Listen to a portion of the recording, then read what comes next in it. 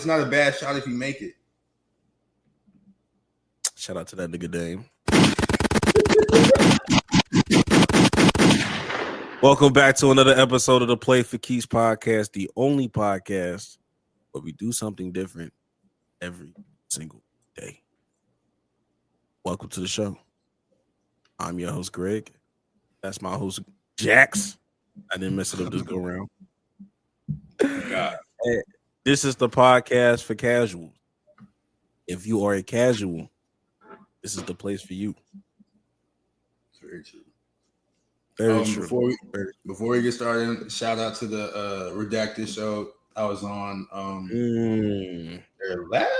last week, the last episode, or I don't know when this will come out, and the next episode will come out. But I was on the episode, and we talked about Invincible and a whole bunch of other stuff. So I should go check that out.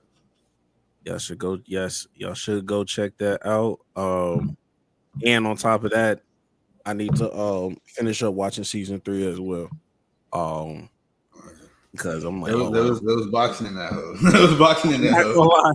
And it's crazy because I didn't see. I'm gonna be honest. I did not see anybody talk about Invincible like on my Twitter timeline for like a couple months. Literally yesterday, that hoe was spam. They was spamming the fuck out of it. It was the finale, and that's everybody like, oh, this, that, and then everybody want to like criticize like the animation of it and this, that, and but I'm like, nigga, I just want to see people box. As long as they fight, that's all I care about. As long as people box, that's all I care about. I think Data mentioned that when y'all was on the pod. He was talking about the animation too. And there was a random nigga was like, yeah, this is my first time seeing somebody hair move in the fight. I'm like, oh, I didn't know y'all. Y'all care about all that too much. I was never noticed. I was not gonna notice that. The man, put their hands up. Exactly. Also, shout out to the Sports Factory podcast. We had a collab.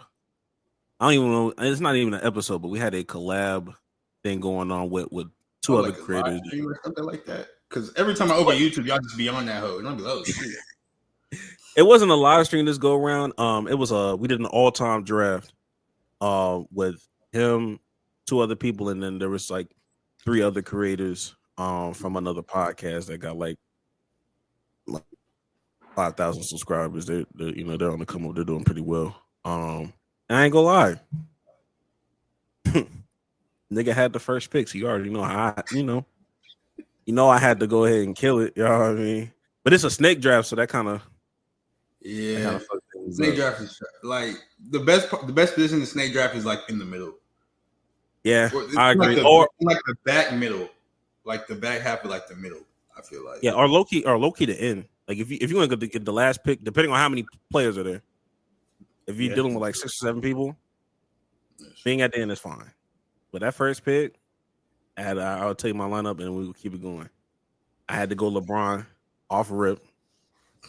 And then I saw people just starting to get like star caliber players. I was like, all right, bet, cool.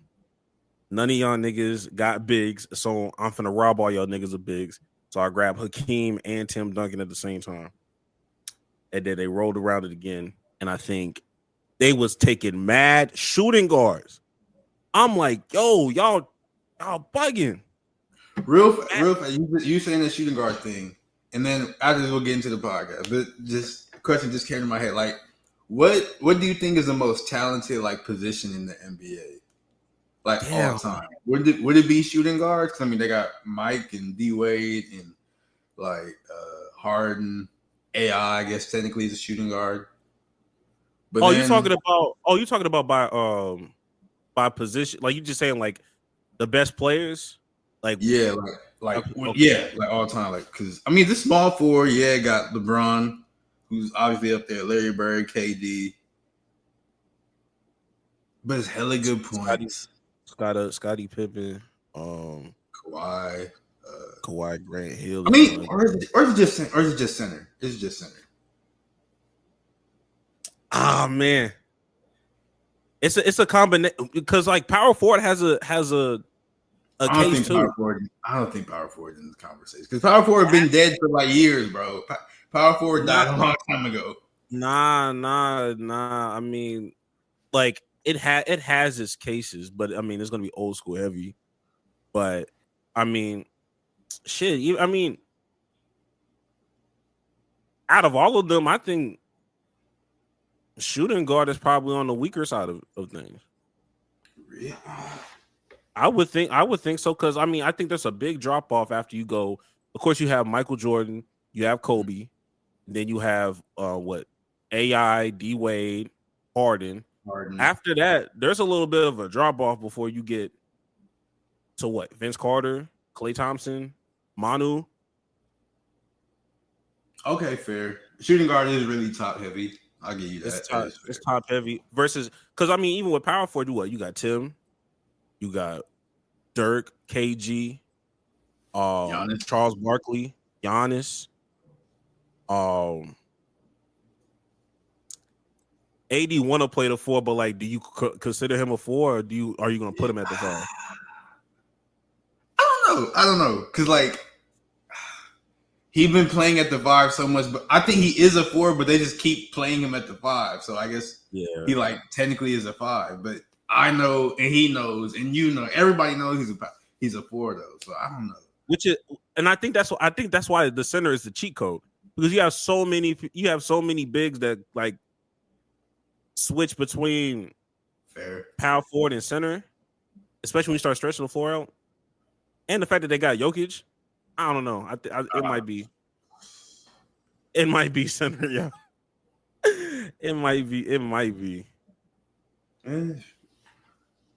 center actually. It might be center off of pure dominance. Out of pure dominance, probably center. Yeah, I could see that. I don't know. I don't know, man. Every era has had like every single basketball era has had an incredibly dominant center. Like every single. Very true. Yeah, so yeah, it's probably center. We ain't even mentioned point guard, honestly. I mean, yeah, we haven't, but I mean, Magic, Steph, who else? Isaiah Thomas, Russ, Oscar Robertson, CP3. A couple of white people who stat padded. Shout out to Cozy, Kyrie, Luka. Yeah, Luka. Hella points. I don't know, man. See, that's why I asked the question, because I was like, damn, who is the best? But yeah, I don't know. But we gotta make like a little TikTok or something about that. Yeah, that'd be a good one to talk about. So I think I ended that discussion. But yeah. So I think I ended up with LeBron, Hakeem, Tim Duncan, Ray Allen. These are all people in their prime, though. We don't Ray Allen and we didn't mention him as shooting guards. And I did who's the point guard? John Stockton was there, but I refused to pick him, so I picked Jerry West.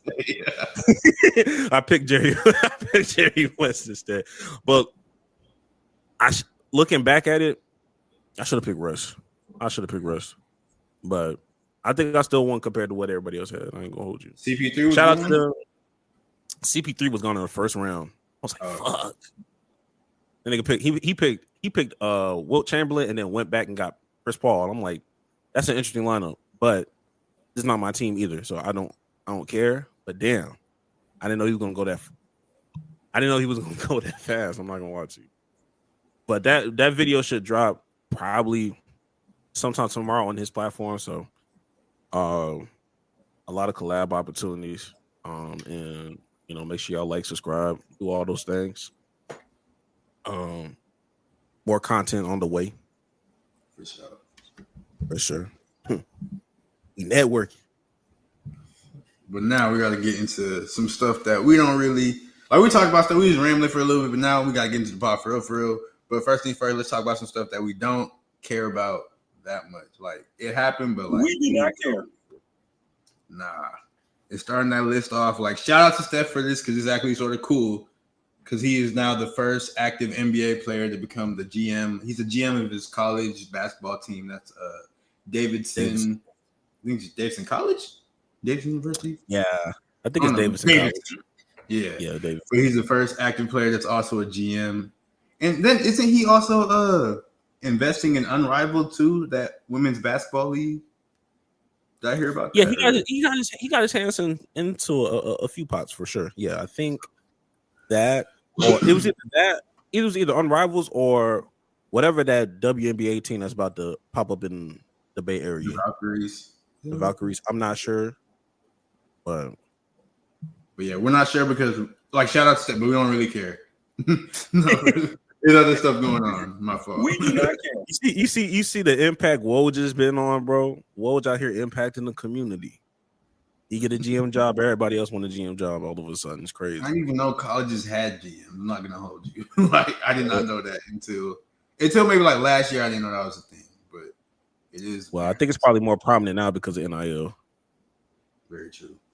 You seen James Harden? He's like, I think he said he was gonna double Arizona State. He went to Arizona State.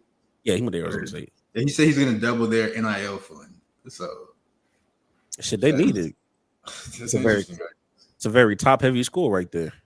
Yeah. And then another thing, LSU also said they're gonna do the same thing after they lost out on that one recruit that went to Michigan.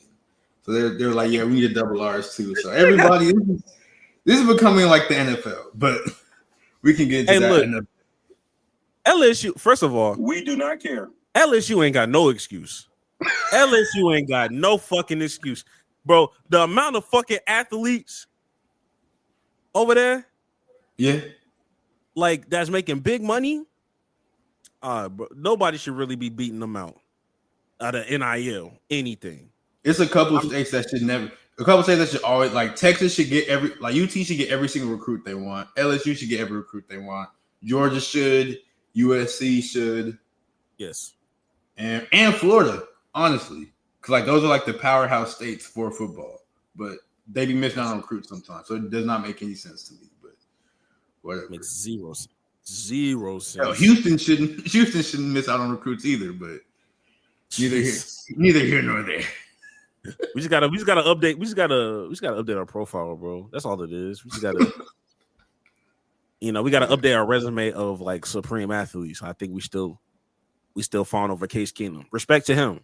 That was so long ago, brother. That was He was good, but like, bro, come on now. It's Case Keenum was before my time. Nigga, like, you know what I mean? Like, he was like not early 2000s, but early 2000s is crazy. Late 2000s probably. Yeah, late 2000s, early teens, but still. Yeah. But anyways.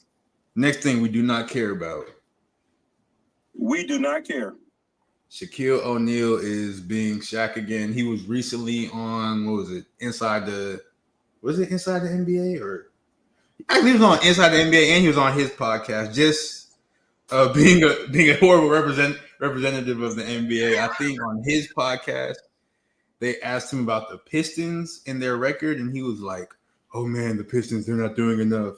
Then his co-host was like, I mean, they're actually having a good season. He was like, no, they're 6 games under 500 and blah, blah, blah. And then they end up looking up the Pistons record. They actually have a winning record, and Cade is going crazy. And then Shaq was like, I don't know what's the Pistons, so my fault.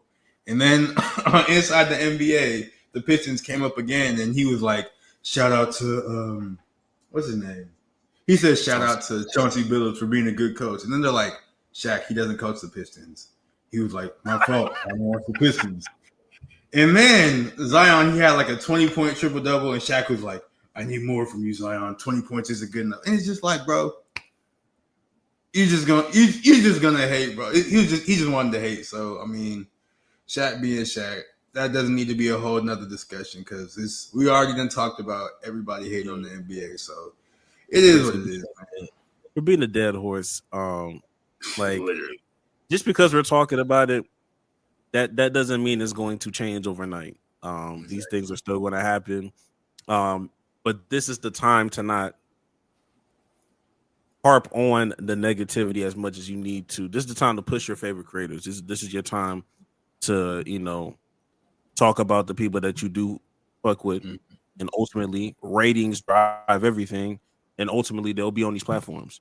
Whoever that white guy, I forgot who that white guy is that's that does the podcast with Shaq, but sometimes I do see him on Inside the NBA. Oh, it's the same. What's his name? I don't know his name, but you know who I'm talking about. Lefko. I think that's his name. Yeah, like he's solid, but it takes other people to be like, I fuck with him. I fuck with him kind of cool, kind of heavy. He does X, Y, and Z, and all of a sudden now he's on Inside the NBA a little bit more regularly than he used to be. So this is the time. You want change? Watch people, whether it be YouTube or whatever. So we're not gonna keep harping on this negativity because they not gonna change. Old people not changing. I'm gonna let y'all know that right now. I just talked to my granny yesterday. They not changing, brother. They're not. But we do not care. Yeah. DeMarcus Lawrence and Micah Parsons are in a Twitter beef apparently because DeMarcus Lawrence, he just got signed with the Seahawks. As you may or may not know, he was a defensive end for the Cowboys for 8-9 years, something like that. Over a decade, probably. But yeah, he was Cowboys veteran. He was respected and blah, blah, bblah. But Dallas, they didn't offer him a new contract, so he went to the Seahawks.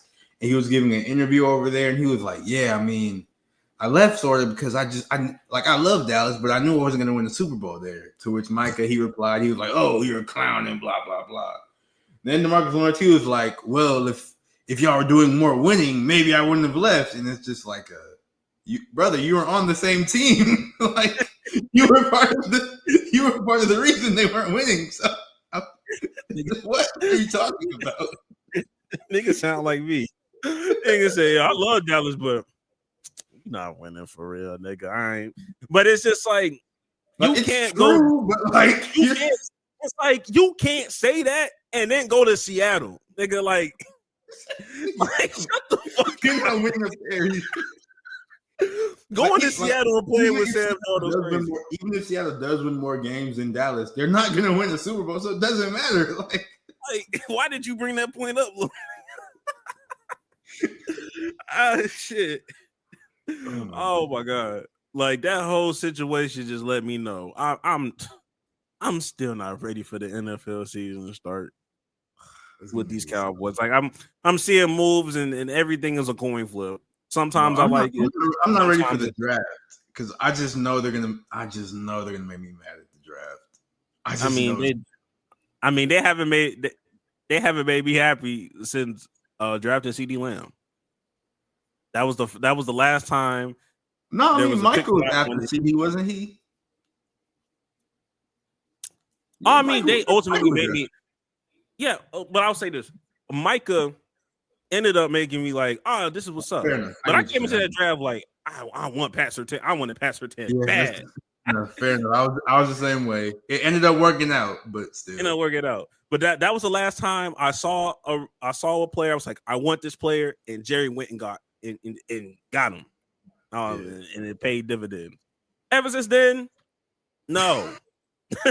So I don't be having my hopes. I don't be having my hopes high for the draft in the offseason. I just hold my breath until the week one, not even preseason, just week one, and we'll take it game by game. But I did have one question for you about the draft. For sure. And it's garnered around Shedeur Sanders. And I know a lot of people don't. Everybody has their gripes about Shedeur, X, Y, and Z, if he's going to be QB1, whatever. Cam Moore's probably going to go ahead of him. But out of all the teams, not the ones that need a quarterback, out of all the teams that already have a quarterback, who could you see giving you a Michael Penix type of moment? You have a quarterback, but somehow you decide, oh shit, Shedeur still here? I'm grabbing him. The team I could see doing that, or if he is there, I started thinking it might be sort of obvious too, would be like the Rams because they got Stafford, but Matthew Stafford like 38. I don't know. He's still like he can still throw that hoe because he got a strong ass arm. He always had that, but he getting up there in age. His wife don't want him to play no more. I don't want his wife to do podcasts anymore. That's neither here nor there. But like I could see, and he's getting gray in his beard and all that too. Like I could see if he's available for the Rams, I think they could go ahead and take him because Sean McVay is also an amazing coach, so he's gonna be able to scheme up sort of easy throws for Shedeur because he's not gonna have that Matthew Stafford arm. But I think the Rams would make the most sense if, of course, he's available. That is true. And just Shedeur in LA, everybody's gonna love that. Shedeur in LA, that sound like a match made in heaven. Honestly, I ain't gonna lie. I didn't even think about that. Honestly, just out of pure head scratchiness, just like it was for Atlanta, I'm gonna go the New York Jets. Just off a head scratcher because you just got Justin Fields. I could see them being a team that just boneheaded like, oh fuck it. I didn't think Shedeur was finna be still here. I don't know. I feel like that'd be a bad decision for them, and I don't want like Aaron Glenn is there. It's Aaron Glenn first time coaching. I want Aaron Glenn to do good, so I don't want him to make no bonehead decisions. Like even if it ends up being like a good decision, I don't want him to do nothing that would be like perceived as like, oh, what the fuck this nigga doing. Having two starting caliber quarterbacks on your roster at the same time has never paid dividends for any. I don't know. It's never. I've never seen a team. There was like some old coach. I don't know if it was like Tom Landry or maybe it was Jimmy Johnson or something. But he was like, if you had two quarterbacks, you have none. Because like, absolutely, it's going to be a quarterback bet. Like, it's just it never works out. It just never works out. Yeah, unless you're New Orleans and it didn't work out for them niggas. It didn't work out for them, but that's your best bet, and it's still bad. It's still bad. But was that all of the We Do Not Cares? Yeah. All right, man. Speaking of the draft, let's get straight into the NFL. Oh, absolute. Oh, my fault. I'm going out of order. Donations. Come on, man. Donations. We got bills to pay. And you got the power to change that. You do have the power to change that before we get started with anything. Shout out to the contributors. And oh my God, I forgot the. All I hear is this that check came me. I love it when you talk to me. My cats to see. My cats to see. I love it when you talk to me. My cats to see. My cats to see. This that check. Every time. But now let's now get into the NFL. Since we already talked about the NFL draft a little bit, let's go ahead and dive in. In the first order of businesses, we sort of mentioned it a little bit, but Geno Smith and Sam Darnold. Now, Geno Smith, he was a quarterback for the Seahawks for a couple seasons. He's sort of old, but he also didn't play for like 6 straight years because people just assumed he was trash, but he wasn't trash. He just played for the Jets, so that happens when you play for the Jets. But yeah, he was a quarterback for the Seahawks. They were pretty good for the past few seasons, but they ended up trading him to the Raiders, who happened to need a quarterback. And once they traded Geno Smith, they signed none other than Sam Darnold, who was a quarterback also for the Jets. Then he was for the Vikings. He was horrible for the Jets. He was good. He was good. Decent to good. No, he was good for the Vikings. He was good for the Vikings. They got to the playoffs. They was cooking. But like deep down, we know Sam Darnold's not that good. So with this, where do you want to start? Do you want to start from the Geno side of things or the Sam Darnold side of things? Let's go Geno because I have more to say about Sam Darnold. So let's get Geno out the way.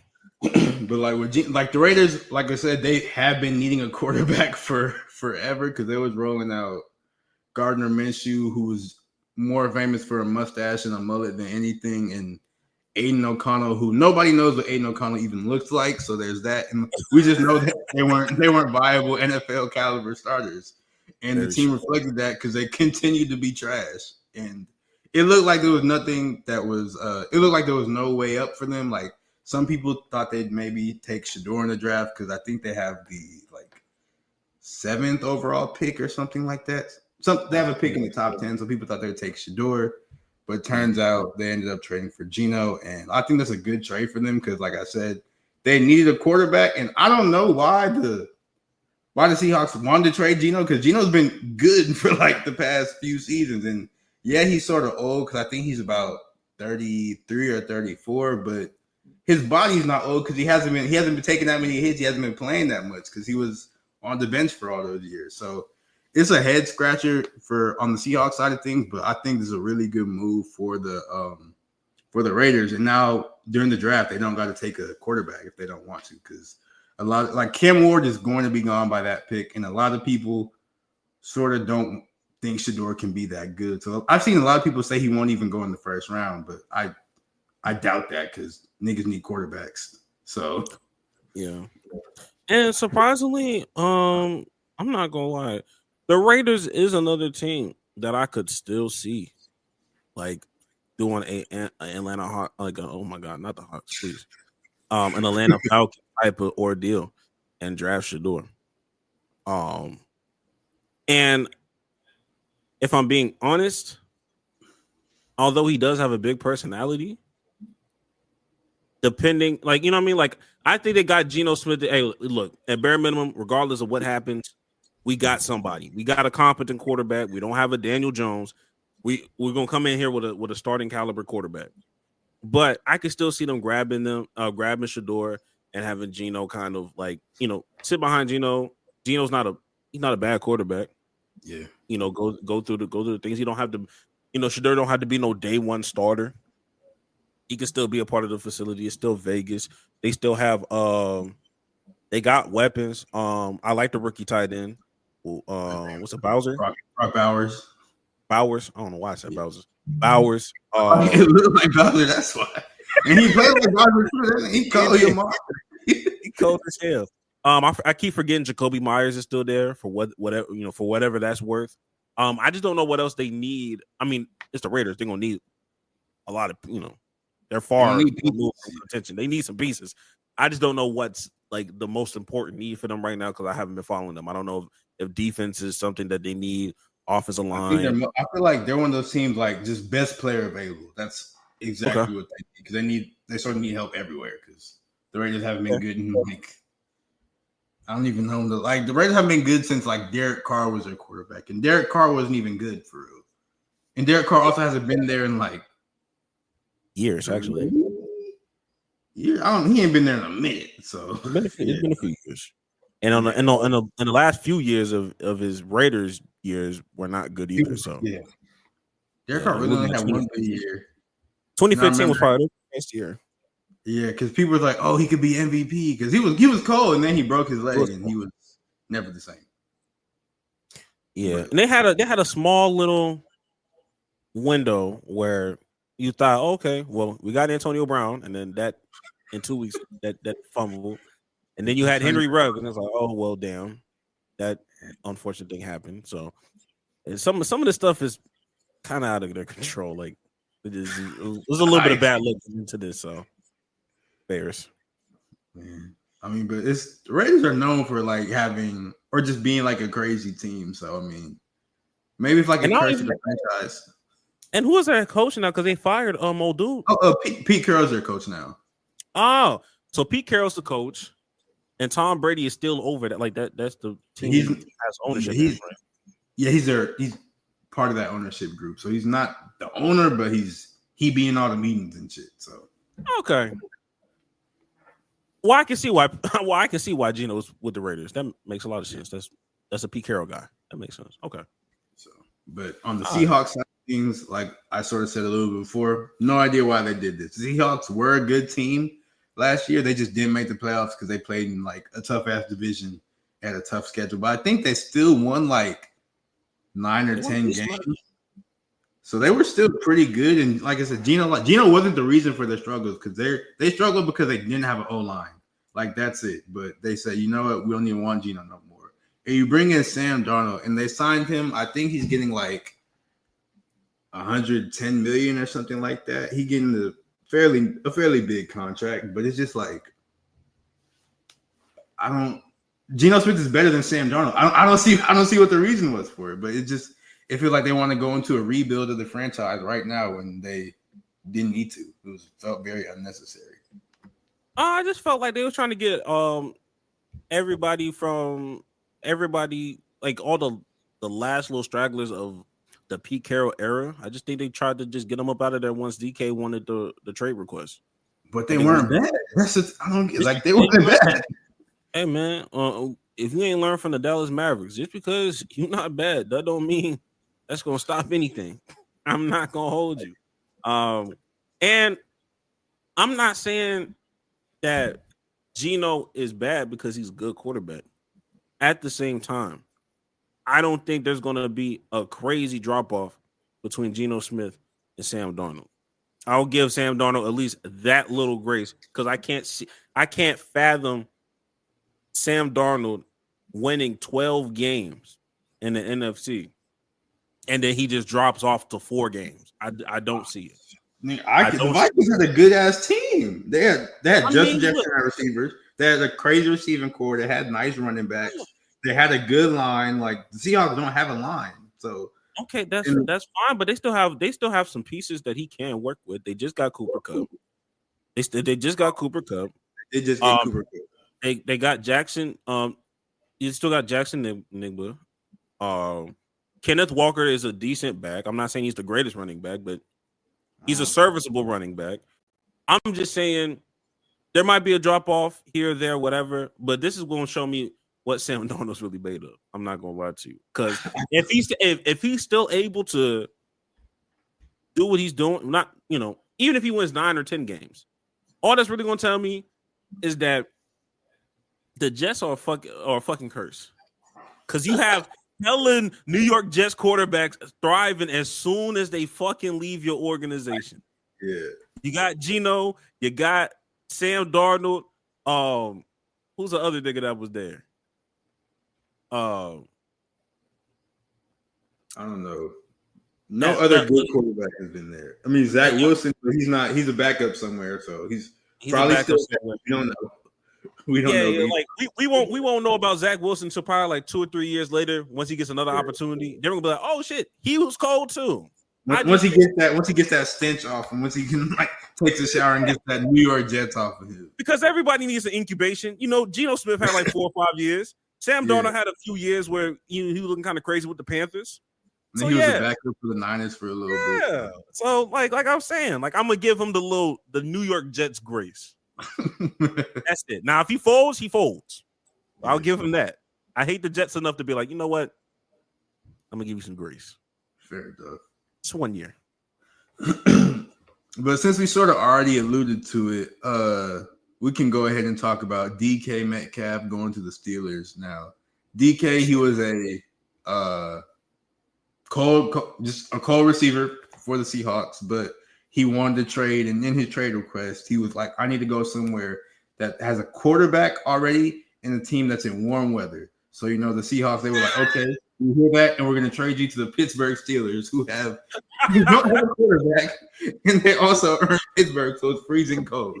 So I guess that's what they were like, you know what, this is what you get for requesting a trade. But I think that's a good move I think it's a bad move for the Seahawks because DK is a great receiver, but it's a good move for the Steelers once they get a quarterback, because they still don't have one. So I guess, but now DK is on the same team as George Pickens, who's another receiver, and one thing they both have in common is they both like to fight DBs and be general.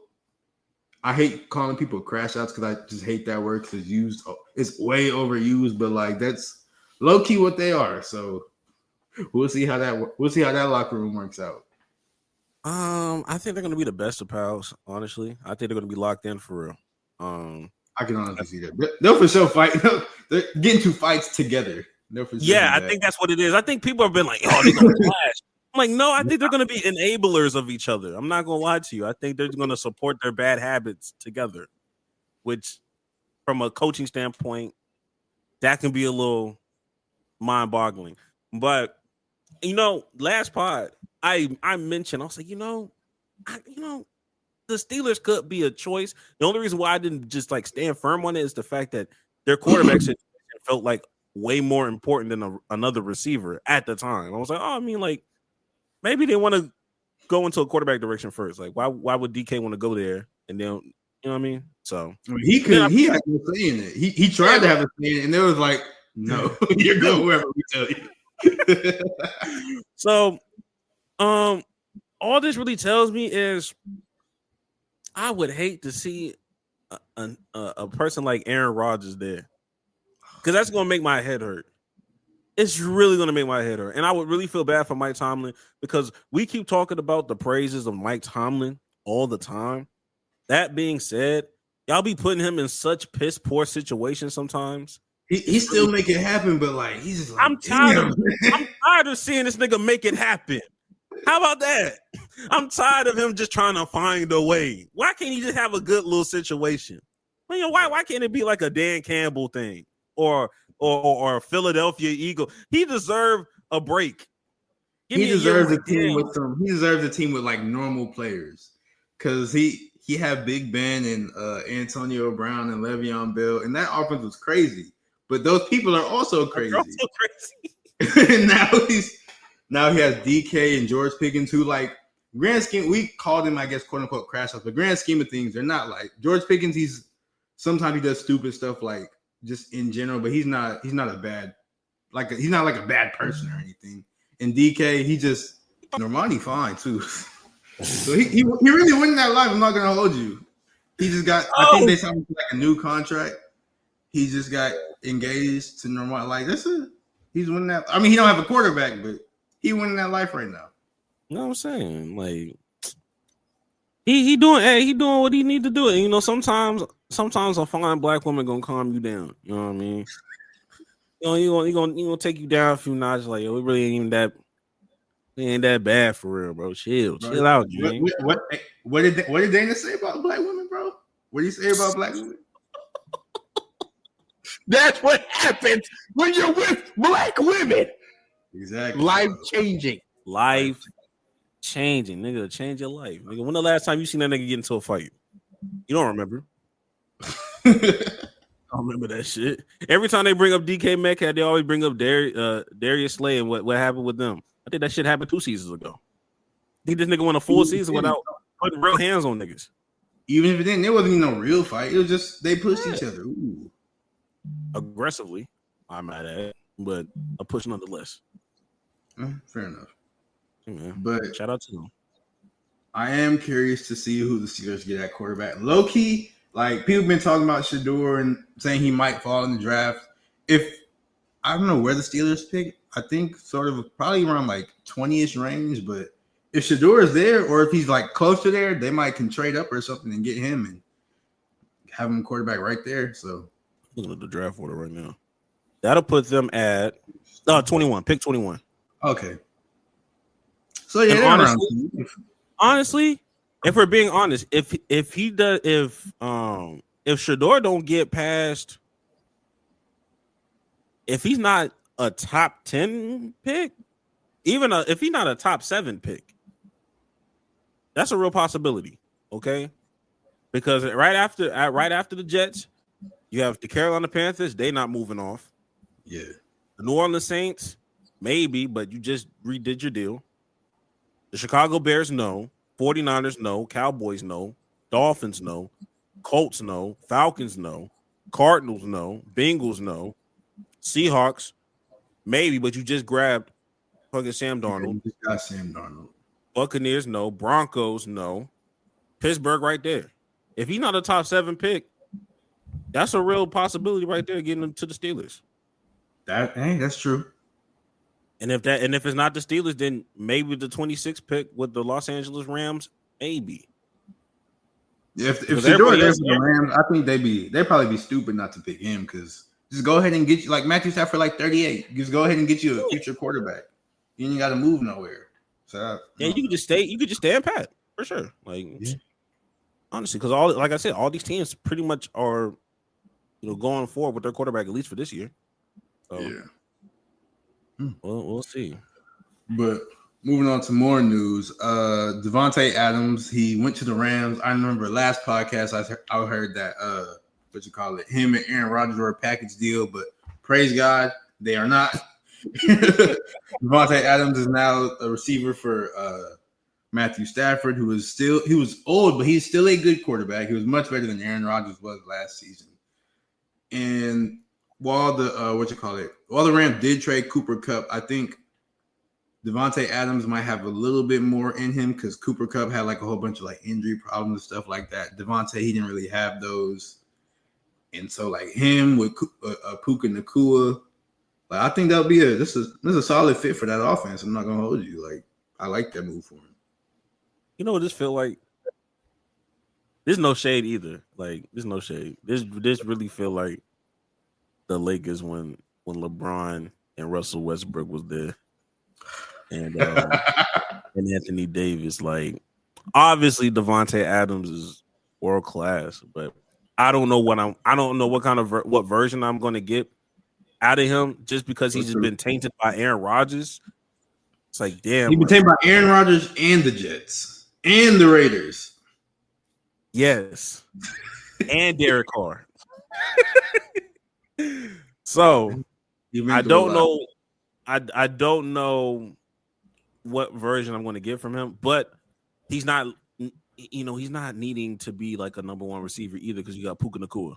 So yeah, Puka's like I was like watching like I think I saw like some of Puka Nacua's like numbers on Twitter one day when I was scrolling like that nigga like low key that nigga's a monster, bro. Like it's not really talked about, but he might be like top 5, maybe even top 3. Like not even joking because he's disgusting. Dude, he's electric, dude. He's fucking electric. Yeah. So I like that. I like that move for the Rams. Also, so that's so the Rams don't even need to get another receiver in the draft. So I mean, if Shedeur falls that way, I'm just saying like I could see something like that happening. But the last move I want to spend like a lot, not even necessarily a lot of time on, but the last move I feel like we can devote a segment to is the Doodlebob battle in Indy because Anthony Richardson, he's their quarterback. He has been for the past few years, but like he had his ups and downs, and he's sort of like a Doodlebob ass quarterback. And when we say Doodlebob, we say a lot on the show. It just means like it's hard to put into words, but like he'll do some stupid stuff and also do some amazing stuff. And sometimes the stupid stuff ends up being amazing. And then sometimes the stupid stuff just ends up being stupid. It's just a whole lot of just Doodlebob. If you ever seen SpongeBob, you know what we're talking about. Right. But Andy Richardson, he's a Doodlebob ass quarterback. And then the Colts just went ahead and signed Daniel Jones, who was formerly of the New York Giants. And he was also a Doodlebob quarterback. Like this is a quarterback who did like a read option and he was running down the field for like 80 yards untouched. I think he reached like one of the fastest speeds in the NFL that year. And he was like 5 yards from the end zone. He just tripped and fell. And they ended up tackling him because he was tripped and fell 5 yards from the end zone. Like this is the type of player Daniel Jones is. Like he has his moments, but like sometimes they're few and far. Like when the moment is a moment and he has it, it look insane. But those moments be few and far between for him. And initially when I heard this, I was like, this is a terrible move because they need a real quarterback. But then it got me thinking like, this is actually a perfect move because it's like if Anthony Richardson can't beat out Daniel Jones, that just means it's a wrap for him as like a quarterback prospect for real. It's a wrap for both of them, to be honest, because we already know Daniel Jones is not really good for real. So if he can't beat Daniel Jones, then unfortunately, he might just be a bust as a draft pick. He might even move him to tight end or something. Surprisingly, this has probably been one of the smartest moves the Indianapolis Colts have done. And from afar, it kind of looks off. But like you said, as much as I have been a supporter of Anthony Richardson, nigga, if you can't beat Daniel Jones, we know our clear-cut answer that we just need to move forward. We just need to continue moving forward.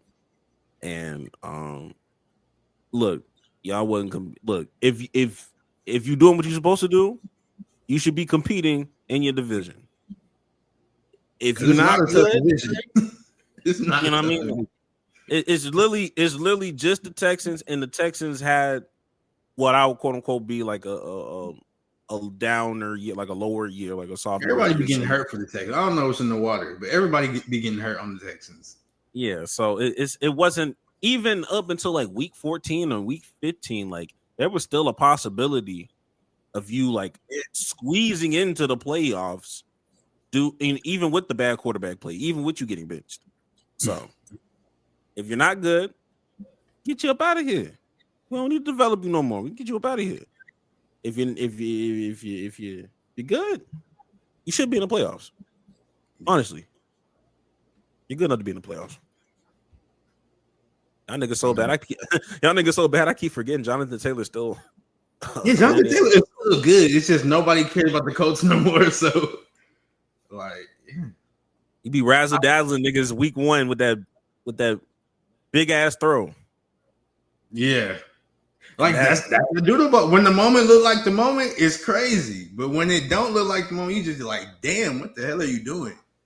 And I really I support all black quarterbacks because we just need more of them. Because it's true. Because a lot of quarterbacks never got the chance just straight off of racism. I can't think of a black quarterback I don't want to succeed.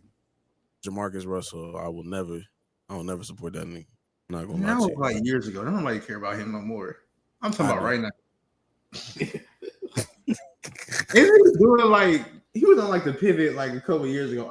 I think he's like doing good things in his community or something like that now. I don't know. I don't remember because I don't remember the episode, but I think he's doing good now. So I think he just got fired from his high school football job. But that's neither here nor there. Come on. My fault. That's neither here nor there. I don't even know why I brought that up. I need to stop hating. Asshole. I need to check my heart. Actually, my fault, yo. That's my bad, bro. Let's continue. Oh my gosh! But those are all like sort of the big sort of headlines that happened, or at least the headlines we felt like talking about. But here's some like little quick things that happened. DeAndre Hopkins, he went to the Ravens. I like that for them. I like that for D-Hop because he had to endure years and years of terrible quarterback play. And now he played with Patrick Mahomes and Lamar Jackson. Granted, it's late in his career, and he's probably like, he ain't finna do nothing crazy with him. But I'm at least happy he getting a chance to play with some good quarterbacks. I love how you be like politely calling this nigga washed. I'm gonna let you keep going though. I don't know if he washed though. Like, is it like he's probably like pre-rinsed, not completely washed yet. Pre-rinsed. All right. Yeah, you just have the dishes in the water just soaking right now. He's not like washing. He ain't hit a full spin cycle. It's just exactly. It's knocking off the dirt off. You know what I mean? Okay. Exactly. Okay. All right. Bet. Justin Fields, he went to the Jets. We sort of talked about we alluded to that a little bit. Justin Fields, he was a top draft pick for the Bears. It didn't work out because the Bears suck in general. Then he went to the Steelers. He was a backup for a little bit. Although he did start a couple games when Russ was hurt. He was eyed in them. So it's nice to see him get a chance with the Jets. Hopefully it works out for him, but the Jets are the Jets. So there's that. Well, we got a new coach. We got a black coach, though. Got a black head coach. We will see. I truly hope he does good, though. Yeah. Laramie Tunsil, he's an offensive tackle. He was for the Texans, but they traded him to the Commanders. I love that movie. I guess I don't know. I think he's good, but people that were Texans fans been saying he kept getting too many penalties. So there's that, but we'll see. Joey Bosa. Everybody thought he was going to join his brother Nick Bosa on the 49ers, but he actually went to Buffalo Bills. He signed a deal with them. So I guess we should have seen that coming because he's white and he wants to create an Aryan race, but that's neither here nor there. CJGJ. I can't remember, it's Chauncey Johnson Gardner Jr., a safety. He was for the Eagles. He won a Super Bowl with them this past year, but they traded him to the Texans. I don't know why I thought it was Gardner Johnson. Is that what is his name? Got his name? I don't know what his name is. It's CJ Gardner Johnson. Okay, CJ Gardner Johnson. I'll just call him that. It's easier to say. CJ Gardner Johnson. He got traded to the Texans, which, I mean, he wasn't necessarily bad. He just talked a lot. So there's that. It's going to be – because I know the Texans got another linebacker. I forget his name, but the linebacker who knocked out Trevor Lawrence. There's two players on the defense. Aziz or something like that? Yeah, Aziz Al-Shair, I think. There's two insane people on defense. So They might be like DK and George Pickens and sort of enable each other. So we'll see about that. Might be crazy. And then we already talked about it. We already talked about it a little bit, but Cooper Kupp, he just signed a deal with the Seahawks. So that's all like all the, I guess, noteworthy free agency things that happened, or noteworthy offseason things that's happened so far. True. But now we can go ahead and get into some basketball stuff. Now, granted, it's not that much basketball stuff to talk about. So we're really just finna vibe. Shout out to Steph Curry. He just hit 4,000 threes. Nobody's ever done that in the NBA. You think anybody will ever do? Because like Steph got these crazy 3-point records. You think any of his records will be broken as far as 3-point shooting? No, I think at bare minimum, it'll be whatever milestone Steph Curry passed. I think that milestone might get passed up by somebody else, if that makes sense. Like when Steph Curry just made the new 3-point record or whatever, then you had like 2 or 3 more other people. Like I think James Harden, Klay Thompson, they like passed it up. You know, even though Steph Curry did it like a season and a half ago. Yeah. At max, I think that's. Steph has 4,000 threes. The second closest person is James Harden. You want to guess how many threes he has, or guess the range of threes he has? Probably 29. Okay, no, he has 3,100. 31, so about a couple off. Because he started throwing he started influxing them hoes like later in the Rockets career. Like he wasn't doing all that. He wasn't shooting all them goddamn threes in OKC. So he started behind real fast. I don't see it. It would have to be somebody. I don't even know who's third on that list. Third is Ray Allen. He has 29. Okay. Yeah. And then fourth is Dame with 2,700, and Klay got 2,667. So it's gonna be a fat minute before anybody even comes close to doing anything Steph has. Yeah. I don't even think. Yeah, I don't think no one's gonna come close. This might be like LeBron with the scoring, because LeBron got 50,000 points, Steph got 4,000 threes. Those numbers might be untouchable, to be completely honest. Yeah, you would just literally have to be. You will have to come into the league as a Steph variant with a green light off rip, because Steph didn't even have the green light off rip. He had a couple years where it was like, okay. Steph was hurt for a lot of years too. Like the fact he has this many threes and Steph missed he's missed multiple seasons, or he's had seasons worth of injuries in his career. Like that's just impressive, bro. Like 4,000 is crazy. Making 4,000 is crazy. 4,000 makes it's crazy. It is. Yeah. Wow. That's wild. Shout out to him, man. I'm look at his. That's crazy. I'm trying to look at his attempts too, because he has 9,000 or 9,400 attempts, and then next closest is Harden. He got 8,600. He said 9,400 attempts. 43%.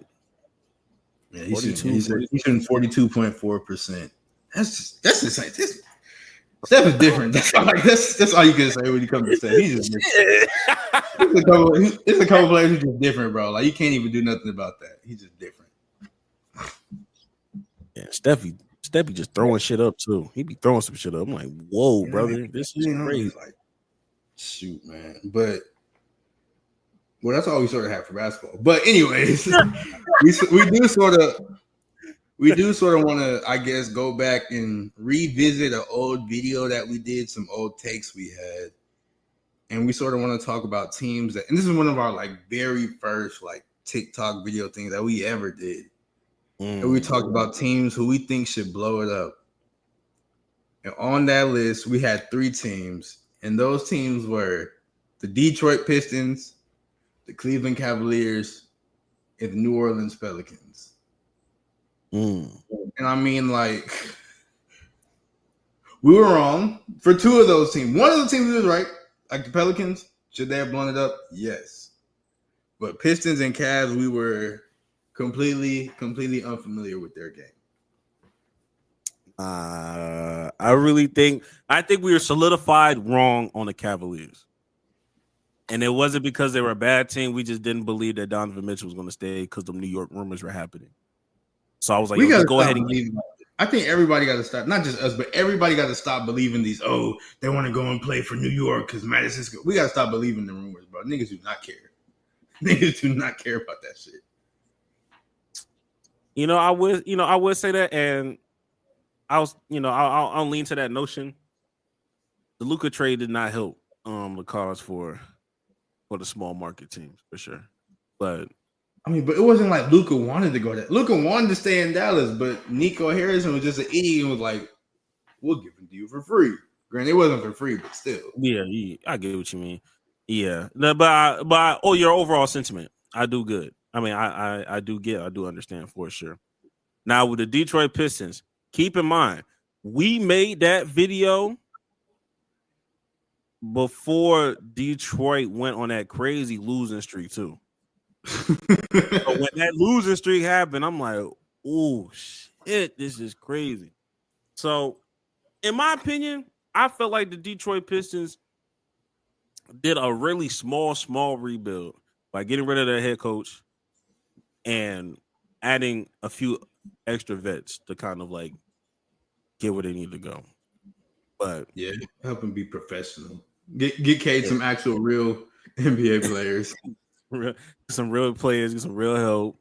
I think that was his first year not like totally injured as well. So it was a lot going on that year. So I just think with Detroit, the way Detroit is playing this year, this is what I expected last year. Now I wasn't expecting fourth seed or nothing, but I had them at like a little 40 win tier caliber because I think they had some nice young pieces that I just don't know what the fuck happened. I don't know what the hell was going on. Like what was Monty doing? Like, I'm trying to figure out what was Monty doing that made it like that bad. You know what I mean? Like what? They lost 28 in a row or something like that. It was like 20. Yeah, it was like more than that. I think either 29 or 30. It was bad. But like, how do you look like? That's the part I don't get because I don't even think they was going.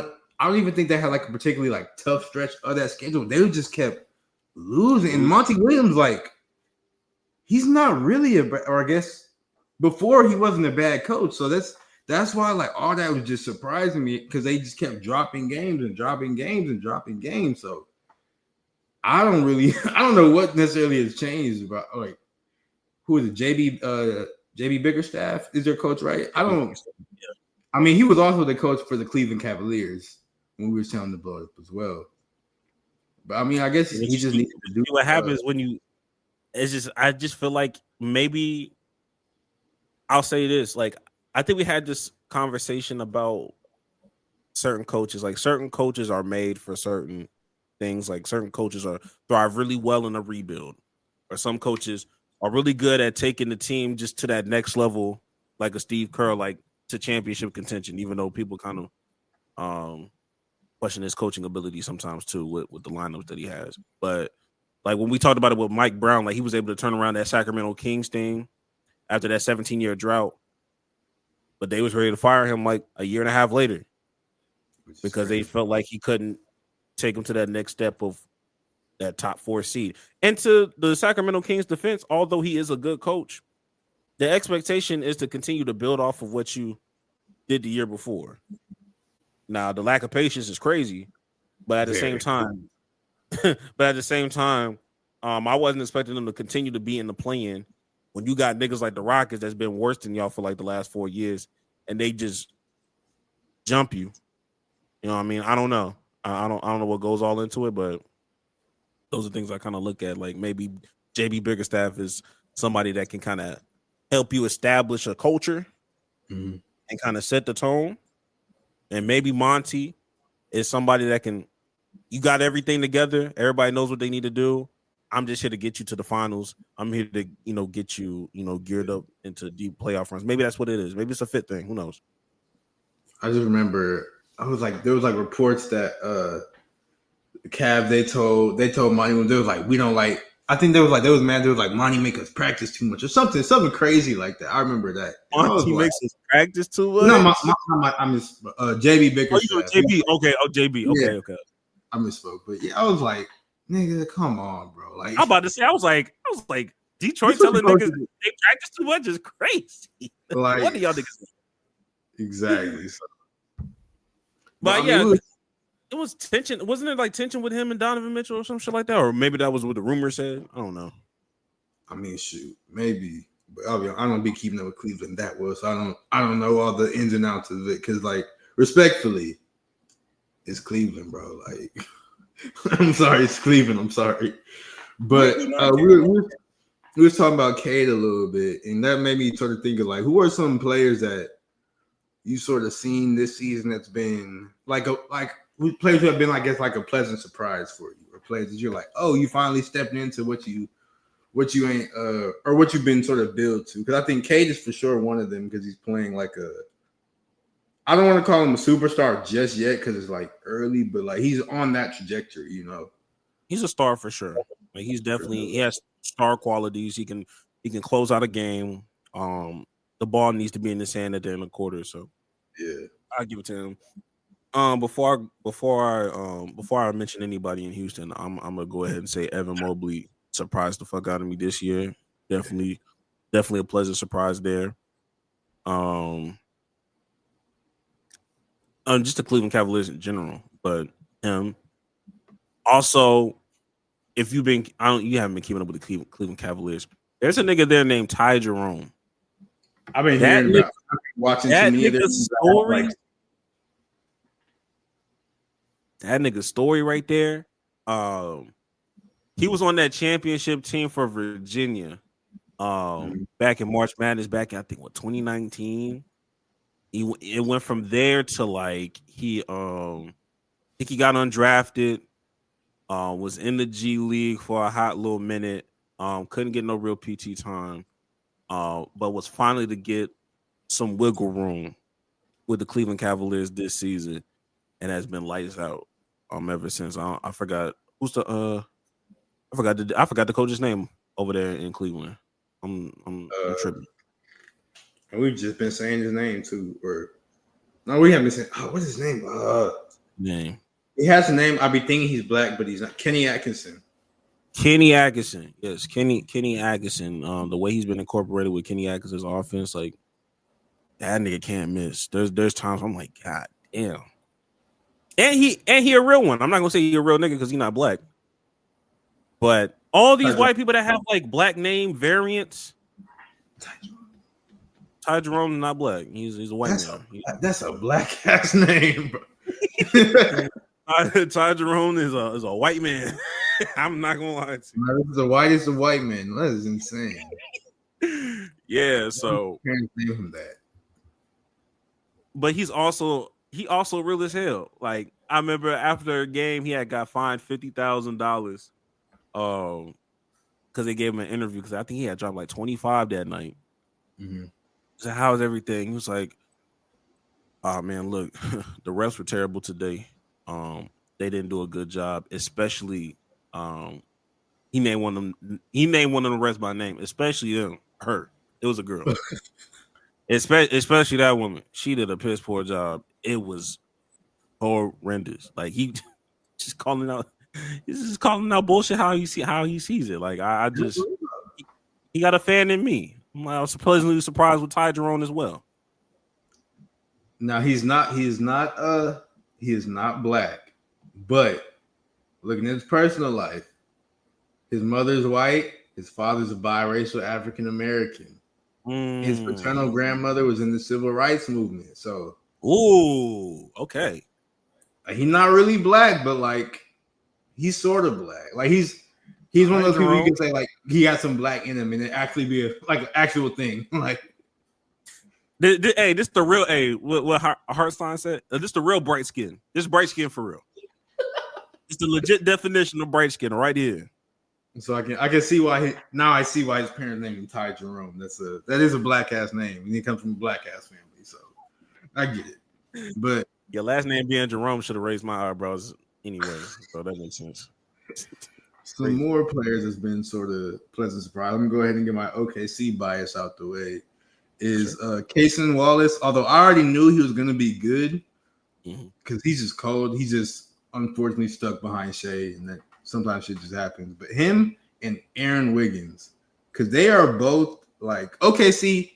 I've said it before, but they have like those two, and I feel like they probably got somebody else on their. I can't think of the name right now, but looking like Usman Dieng, I think he's sort of good as well. But like they have like an all-star or an all-star caliber court or all-star caliber player on the court at like every single time they step on the court, every single time they step on the floor, to be honest. And like, I think Cason Wallace can be a number one point guard for like any team. He just, like I said, he's just stuck behind Shea. And then Aaron Wiggins can also be like that third player, that third scoring option for like a playoff team. Like I think they're both really great and they're coming into their own. But, you know, opportunities for them are limited because, like I said, they play behind like one of the most talented rosters, if not the most talented roster in the NBA. So it sucks to say. But when it comes time for them to get like new contracts or get traded or whatever, they're gonna blow up for real. Hey man, I ain't gonna hold you, man. That second April finna be a motherfucker for y'all. I think they can't keep all of them because I think they still got like 30 or they got like dead ass like 30 draft picks still, so they won't be able to keep all of them people. So it's just gonna happen. Imagine this nigga just don't trade the picks. He just keeps they don't need anybody. Like that's the thing. They have so many good. They don't need anybody. So it's just like what? I don't get it, bro. When have they traded their pick? When have they recently traded like first round picks at all or any picks at all? I think they have like a couple picks, but I think they got some picks in return. So just like what are we doing? Like he said, "Yeah, I'm gonna give you some of these 2026 for 2029." Like really, like because they have so many good players, so they trade them, and then it's just like what they can get back is probably going to be another player and some picks because that's all teams be moving. Like so, it's just you can't convince me. You can't convince me Sam Presti ain't doing shit off trauma, bro. There's a lot of trauma responses and the way he moving low key with these damn picks. Why you say that? I just feel like he's vowed to never do no James Harden shit ever again. Like if he's gonna do a James Harden shit, in his mind, if I gotta do a James Harden shit, I'm gonna be ill equipped and I'm gonna be well prepared for the moment. That shit not gonna phase me. They're gonna do some James Harden and then draft another James. Like that's what they keep doing because I think they still have OKC still has a draft pick from this year who didn't even play. I think he's a point Nikola Topic because there's another Nikola. He's from over there. Yeah. But like he was still supposed to be called. He just tore his ACL, so it's just they got another one coming. It's just and then they have like I think they have like a pick from the Sixers. I think in this upcoming draft is going to be a high pick. So they just have like an unending supply of lottery picks, and it's just Sam Presti had no idea the plan was going to go this good. He had no idea the plan was going to go this good at all. Or at bare minimum, this fast. That's like he probably would imagine like, okay, we can get back to where we need to be, but this fast. I don't think he knew Shea was going to just become a super. I think he was like, oh, Shea, this is a good piece to have because they got him back in that Paul George trade. But I didn't think he expected him to be as good as he is, as quick as he is. Same with J-Dub. And then, I mean, everybody knew Chet was going to be sort of good. So there's that. But still, it's just crazy. This is amazing. Then Lou Dort ended up being a great player as well. So there's that. So it's crazy. Yeah. Let me go ahead and get my Houston Heat off. Amen Thompson. I knew he was going to be good, but I really wasn't expecting. I wasn't expecting national coverage so soon. Like I wasn't expecting like niggas to like talk about him, on the national stage. Nor the Rockets, just in general. I wasn't expecting that. But him and Tari Eason, they both are cold. I didn't know Tari Eason. Like I always thought he was solid, but I didn't think he was gonna be as good as he is. Man, niggas. Terror Twins. I've tried to in October. I was telling you about them Terror Twins, nigga. You were. I can't even. When they was both coming off the bench at the same time, man, if Tari Eason was playing back to backs, that nigga would be going band for band with Dyson Daniels when it comes to steals. When it comes to steals per game, he'll be right there. Dyson Daniels cold too. Yeah, he another person nobody is pleasant surprised because I think he averaged like 4 steals a game or something crazy. Like, yeah, he be going crazy with steals. Like, how do you get that many steals in a game? And on top of that, he's scoring like 15 a game. Like, very true, bro. Very true. This one is a little bit. I don't know. Maybe it's low hanging fruit because there's still more to come. But Zion, not necessarily for his game, but the fact that he's been his lightest, like he's reached his lightest weight since Duke. He sort of looked like it. I'm not gonna hold you. Yeah, he's at I think 264, which is still a tank. Let's not get it. Oh, that's the lightest. But like that's the lightest he's been since Duke. Because I think at Duke he was like in the 260 realm, and the fact that he was able to lock in and go back there. Now, the goal is to try your best to not get injured, because the problem is you'll get injured and your injuries deal in your lower extremities, so you can't work out. You can't work out the way you need to. You can't. It don't matter how healthy you eat. You the type of body build that any kind of calorie. If you're not a calorie deficient, you're gonna balloon. You're gonna balloon. So just try to stay healthy. This season is a wash, but man, this is one of the rare moments where I wish the Pelicans had Cooper Flag, man. You think they'll get like if he was the Pelicans? And real quick before we get to hot takes and everything, but if he was the Pelicans, would you try to get off Zion in the off season?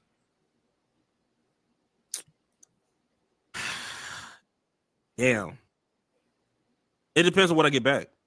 Like, I can't get back bullshit. You know what I mean? It has to be like, oh, like I'm getting like a number 1 pick back. You know what I mean? Even though that may be like overzealous to ask for back, I need something where I'm like, okay, well, I'm guaranteed to try to work to go get Cooper Flag, and then we try to rebuild from here. But I'm a fan of Trey Murphy, which is another dude that. Yeah, Trey is good. Trey is really, really good. Fucking good. And he's had flashes last year where I'm like, damn, first of all, I didn't know you was dunking like that. Yeah, listen, that nigga's cold. It's like this nigga jumping kind of high, nigga. He didn't even dunk. He said his first dunk was because I watched the 520 podcast. His first dunk wasn't until his senior year. Was he just hit like a crazy growth spurt or something? Yeah, I think he hit a little growth spurt. Which is why his 3-ball is so good, because like he was just a shooting nigga. Like, he wasn't out here dunking like that. Then the nigga got hops for real. I'm like, oh shit, nigga. That's another nigga. I'm like, hey, you know, he kind of out of the first year. He said what? He went to Rice his first year of college. I had no clue. Where's that nigga from? He from North Carolina. Okay. That makes sense. Rice is crazy. Wow. Rice? Exactly. Hoopers be everywhere, nigga. Oh my god. Oh, he went to Rice for his first 2 years. My fault. He spent 3 years. Oh my god. College. How many years has nigga been in college? 3. Okay. Dude. Where did he? What was his last spot? Virginia. Okay. Wow. Yeah. I would have never thought, because like I ain't gonna lie, injuries has really been the problem for the Pelicans, not talent. Yeah, they got good pieces. They got Trey Murphy. I've always been a fan of Herb Jones. They got rid of Brandon Ingram. I forgot who they got back out of that, but they still have what's that boy's name? Jordan Hawkins, which is another good piece. I think Jordan Hawkins. He's a good. So you have some good. They can space the floor really well, and you got Zion. They just got to be healthy and get some of these old niggas out the way. That's really been the Pelicans' problem their entire because even when they had a Boogie and AD, there was cooking, and then Boogie tore his Achilles or quad or something like that. He tore something crazy. He was never the same. It's just That's really their whole problem. That training staff, bro. I don't know what they be doing, but And Dyson Daniels said the same thing because Dyson Daniels came from New Orleans. oh, he said the training staff was bad. Well, it's not that he was just like, yo, it's just crazy, like what's going on in New Orleans. Because even I had like some ankle injury problems when I was in New Orleans. And Like, he if hasn't players been are saying injured. like that, if players are saying stuff like that, then you just got to fire everybody and rehire some new people because this is. But I think they it's share the outrageous. same. They share the same staff with the Saints. Like the All right, medical staff. it's us splitting fucking like you're a $1 billion franchise. You can get your own staff. What are we doing? Like, Well, to be fair, their arena name is called the Smoothie King Arena. they're just taking money from me. They're coming off pretty cheap. I'm not gonna hold you. They just seem like a franchise that's just not trying to pay it forward for real. I guess. So I really guess, man. That's crazy. That is crazy. Whatever. But New Orleans deserves better, bro. But yeah. But anyways, I think, Greg, it might be time for us to get into some hot takes. For sure. Oh, I forgot to tell you. I forgot to ask my surprise question. Based off of the things, because you had those Kevin Durant rumors that happened with the Phoenix Suns, and you have all of these things. I think it's a good time to look back at. Well, it's not even looking back, but kind of looking forward about the starting five, season 2, that's going to come out at the end of the season. It's looking back and asking the question, did they pick the right players? Because at the time, we asked ourselves, okay, like, were these the right players? I think we even debated if last season should have been this season based off of the moves that happened in the beginning of the season with Anthony Edwards and all that stuff. Yeah. So the 5 players ended up being SGA, Kevin Durant, James Harden, Jaylen Brown, and I'm missing one more person. Halliburton. I'm looking at it right now. Tyrese Halliburton. My question to you, based off how this season is shaping out, 1, will it be a good season? And 2, did they make the right selection?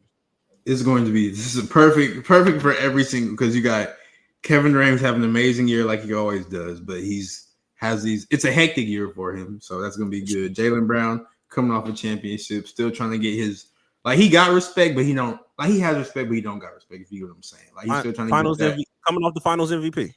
Yeah, but niggas still sort of like act like he not him for real. True. Got SGA, who should be the MVP, might win the MVP. We don't know just yet. James Harden is having a resurgence. Like, he's another pleasant surprise. Really good, bro. James Harden is a legend, but he's cooking in ways we didn't think he was. I think he dropped like 50 a couple games ago. Just 36. I don't know, or 50 points. And then Tyrese Halliburton, he hasn't really like this is a good for. Like, it hasn't been a good season for him, but that's why I think it'll make good television, because it's like, oh, he was just in the Olympics, he was doing this, that, and the third, but now he's coming and he's struggling. So I think that's a good. And he's sort of picked it up a little bit, but it's still not what he was last season. So I think these are like chef's kiss, like perfect season. Yeah, man. I think they got it right for everyone. For everyone, they got it right, and I just can't wait. Know it's gonna end up like this. Absolutely, I had no clue, and not that I was shitting on it to begin with. I was just like, okay, like I just felt like, damn, like so much drama would have been had with season 1 going into season 2 with the Jimmy Butler saga and the Anthony Edwards stuff going on and LeBron and all that stuff. Sabonis losing his head coach and De'Aaron Fox, like that would have been crazy too. But like I said, I'm not mad at this either. I can't wait for it. This is how you market the game. You get personal with some of these niggas. Yeah. But yeah, with that being said, I think now it is officially time to go into the hot takes of the week.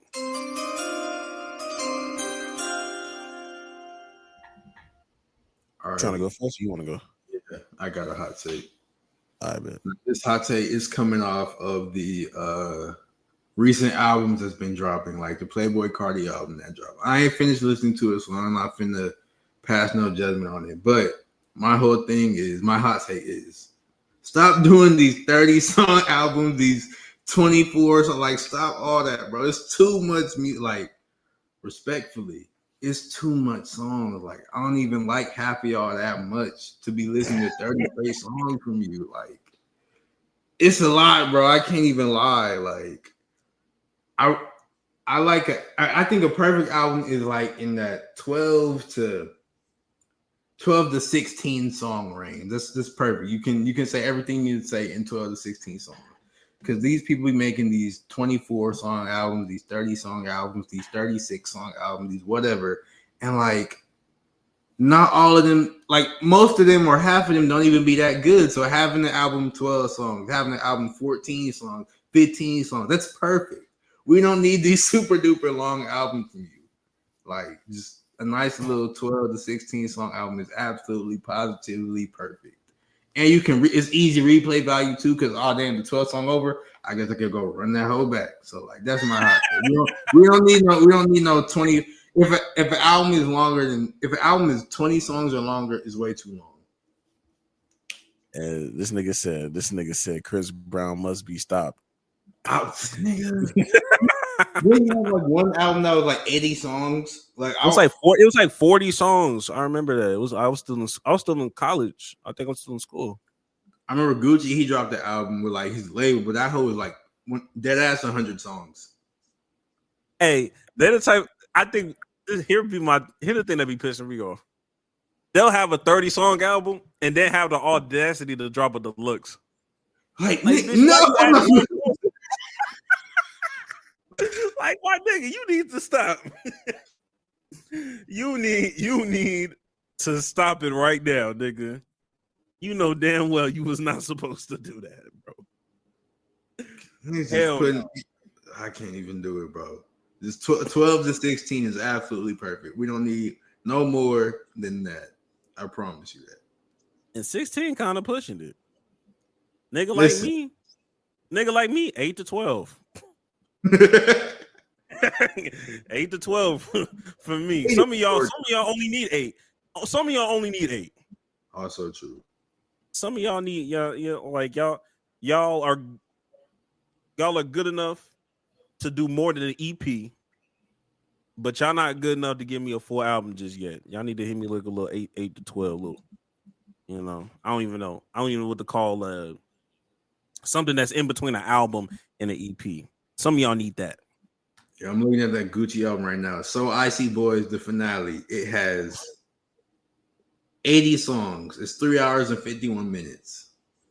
Nigga, that's a car ride from Houston to Dallas, my nigga. I'm never pressing play. Like, I'll never hear any of these songs. Because now you're just disrespecting me.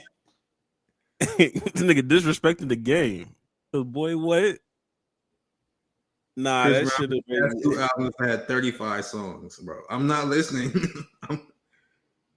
Then he dropped the album in 2019, had 42 songs. Like, I'm not listening to this shit, bro. It's too many songs, bro. My hot take, for the most part, is going to be a derivative of what I was talking about anyway, and that is simply, we are going to fuck around and lose real talent in search of a bad bitch. What? We are going to continue to lose talent while in search of trying to find a bad bitch. Fellas, please, bro, like, we are losing recipes, bro. There are so many talented individuals out here with real fucking talent. But because you're too horny, you're going to push down real talent. I swear on everything I love. With the beauty standards that y'all have and the things that y'all be like talking about and the things that like some of y'all are just like, Rosa Parks wouldn't have a chance, bro. Rosa Parks wouldn't have a chance of like getting to some of you niggas. Some of the movements that we need to have during that time, we wouldn't be getting into your thick skull, bro. The Maya Angelou. Y'all would never give Nina Simone a real chance because y'all it wouldn't fit y'all quote unquote beauty standards, bro. We are going to lose talent. I'm tired of y'all promoting Ice Spice. I'm tired of y'all promoting some of these dumb ass people, and they're not dumb. And maybe some of them are. Y'all out here glorifying a woman that's throwing ass and talking about Dookie. That's what y'all doing. All of a sudden, y'all, oh my God. These niggas is forcing Dochi down our throats. Nigga. Shut up, bro. This is real talent. I don't care. Y'all are some of the same niggas. And these are just like two parallels. Like these are just two examples. But if we just look back at everything, like it's just too overly sexualized. Everything that we got going on, everybody's too fucking horny. I can't go to fucking Target without finding a sexual game when I'm just looking for fucking Uno. Nigga. Now it's Uno with a twist. Uno with a hot seat. Nigga, I don't care. Bro, just give me the regular cards, bro. What happened to a regular deck of cards? What happened to Jenga? We just too horny, bro. Y'all like every clip I see, every time I go on Twitter, every time I see a Twitch stream, it's that Deshae Frost nigga, that freaky ass boy. I had to like, it's a couple of them streamers is crazy. I had to like mute their names and like block it. Like, I can't be seeing them. That's weird, bro. In the midst of all of this, bro, we are losing recipes. We are losing talent. Talent is just being thrown under the rug because they're not shaking ass. All right, bro. Now, when you complain about what the industry looks like now, when you complain about who's getting pushed or who's not, I want y'all to look inwards. Some of y'all just need to look inwards, and some of y'all just extra horny for no reason. Go touch some grass, literally. That's all I have to say. That's my hot take. Y'all will fuck around, and we will be a talentless society in search of bad bitches. When you started that hot take, I was sort of like, "Where is he going?" But you landed the plane, and I get it. I get it, and I agree with you completely. I was like, "What is this nigga on?" But I understand your sentiment. Nigga said, "Oh, wait a minute." What the bad bitches got? You see how niggas get? Bro, relax, bro. He said, whoa. Nah, but I understand. And also shout out to Justin Scott. He's somebody on TikTok. He's kind of doing some different things on this platform. He was actually talking about that same thing as well. So I co-sign on everything that nigga says about anything black. But yeah, that's pretty much all I got, man. Talent is talent. We're here to save talent, guys. That's real. And you DJ niggas outside of DJ Book, you DJ niggas is up next. Next week, you DJ niggas is next. I'm not gonna lie to you. I got something for y'all niggas too. Well, shout out DJ Book because we like that DJ Book. I like him. I fuck with him. The other niggas, your time will come. But that should wrap it up. Jackson, any last words? Hey man, I think Greg would especially agree with it because it's hot take. But you want to change your life, go do some life changing shit and go outside and touch some grass because y'all need it for real. Go touch some grass. Go, please touch some grass. Change is good. Change is good, bro. Just go do it, man. I'm trying my best not to use the Nike thing, but bro, just go. Just go do it. Make your mistakes early. You know what I mean? I think that's the main thing I need to say. Make your mistakes early. You're gonna make mistakes in life. Just go through with it. You're gonna figure it out. If it's a mistake, then you're gonna learn how to do X, Y, and Z. But just sitting, waiting, that's a indecisiveness is a decision in itself. I had to learn that shit the hard way myself. So I'm not just talking. I'm talking to myself too. Like that was the thing I had to work out. So yeah, just make a decision. Stand on it. If you make a mistake, fix it. We make life a lot harder than what it needs to be. Sometimes life do be hard though, but like we don't help ourselves sometimes. So with that being said, continue to like, subscribe, donate. Let's not forget about that. And we will see y'all next week.